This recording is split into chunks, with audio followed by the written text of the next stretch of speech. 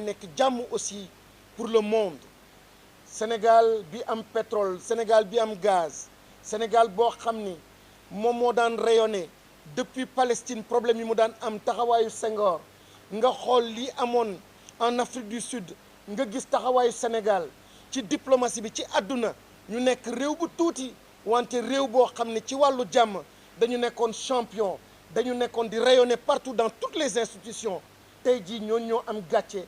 loolu la ñu fësal à travers donc seen déclaration communauté internationale yi. ñu yëkkati kàddu gisuñu ko woon sànq, dafa xawoon naroon amoon gàllankoor wante il a pu se libérer. muy président Habib Sy, kilifa la ci coalition bi, kilifa la ci réew mi, jege na ay kilifa ay président de la république, xam na lan mooy président de la république. di ko déglu am na solo ndaxte souvent quand on parle d'un président de la république da ngay yaakaar ni leneen la, wante nit dong la, day réer, day isolé, nit dong la, day tiit, day ragal. te ku tiit ku ragal tu perds tes moyens. te actuellement sénégalais dañu war a xam ni Macky Sall a perdu ses moyens. C'est un homme qui a peur en ce moment. C'est un homme qui a besoin d'être sauvé. Et ceux qui aiment Macky Sall, ceux qui sont proches de Macky Sall, devraient comprendre cette dimension psychologique, mën ko encadrer, mën ko accompagner autrement. Il a besoin lui-même de sortir de cette situation. dafa xamul, dafa gisul yoon, nañ ko jàppale. mais quelqu'un comme président Habib Sy mën na ci wax dara, mën na wax actuellement sànni ci ay kàddu et puis ñu mën ci jàng lu bëri. président Habib Sy.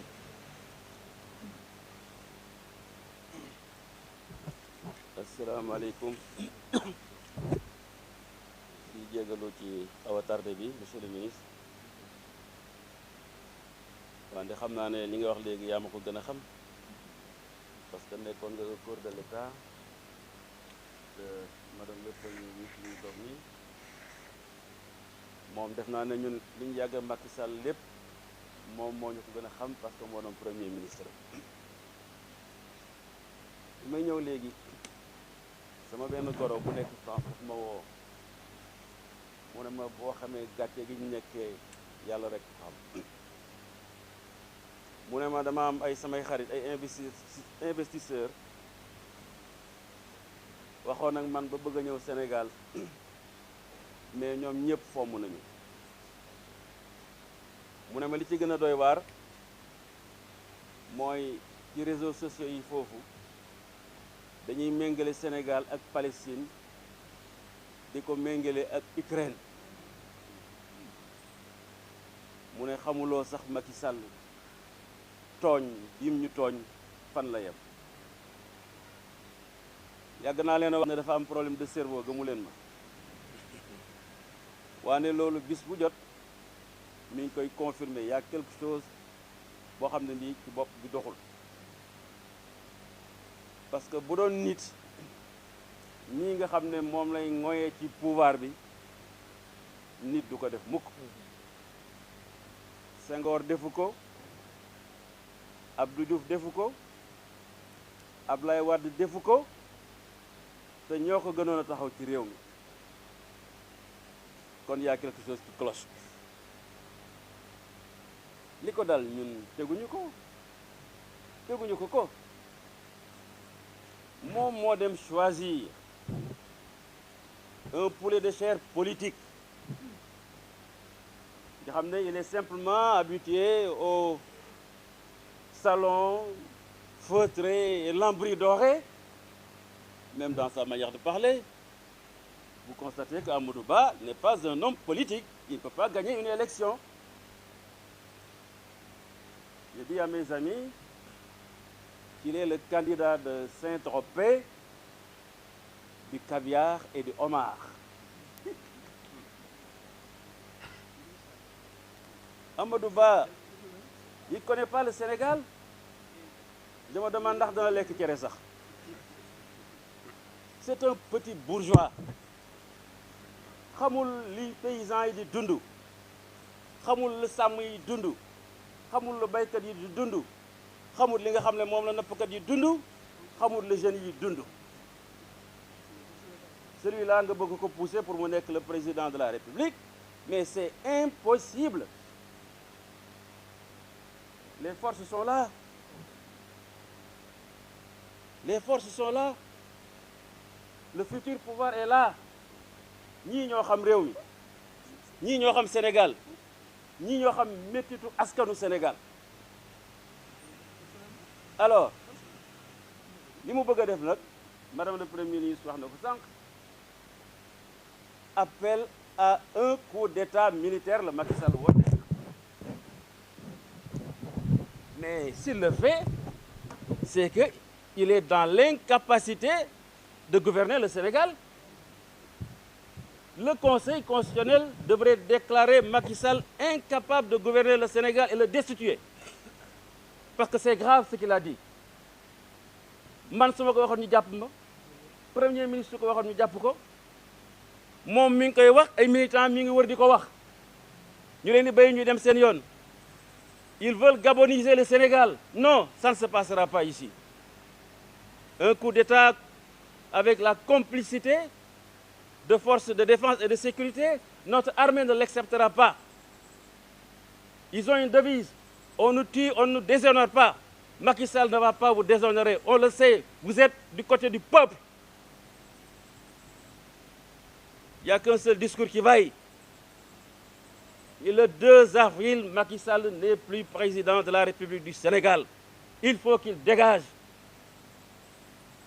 et qu'on élise celui qui aura été choisi par le peuple. Rien d'autre. Pas un jour de plus, pas une seconde de plus. Et j'en profite encore pour toujours parler à la communauté internationale. C'est vrai, vous réagissez, mais ce n'est pas suffisant. Il a fait un coup d'État constitutionnel. Il incite à un coup d'État militaire. Pourquoi vous ne le sanctionnez pas? Dans tous les pays, particulièrement de la sous-région, si un coup d'État est effectué, que ce soit l'Union européenne, la CEDEAO, les autres organisations internationales, ils n'attendent pas qu'on leur dicte ce qu'ils doivent faire. Les réactions sont immédiates. Macky Sall doit être sanctionné de façon précise par la communauté internationale. Et c'est ISPIR qui sont autour de lui, qui l'incitent à appeler à un coup d'État militaire. Si ce n'est pas cela, nous ne pouvons pas penser que vous êtes des amis du Sénégal. On reconnaît ses amis dans la douleur et la souffrance. Et aujourd'hui, vous ne pouvez pas vous dérober parce que c'est devant vous, au su et vu de vos observateurs, que des jeunes sont abattus. Qu'une première ministre est arrêtée. Que des femmes sont violentées. Que des handicapés physiques sont torturés. Non, vous avez bien vu de quoi il s'agit au Sénégal. Vous ne pouvez pas vous taire. Vous ne pouvez pas ne pas agir. C'est ça que nous vous demandons, rien de plus. Parce que vous le faites ailleurs, ce n'est pas de l'ingérence, mais c'est la défense de principes démocratiques universels que vous défendez à travers le monde. Le Sénégal n'est pas une exception. Quand il y a une dérive dictatoriale et autoritaire, nos pays amis partenaires ont l'obligation d'agir, rien de plus. Voilà. Je n'étais pas préparé pour prendre la parole, Monsieur le ministre. Les quelques mots que je voudrais vous adresser, je vous remercie. Président, heureusement que vous n'étiez pas préparé. Vous avez dit ce qu'il fallait dire et vous l'avez très très bien dit.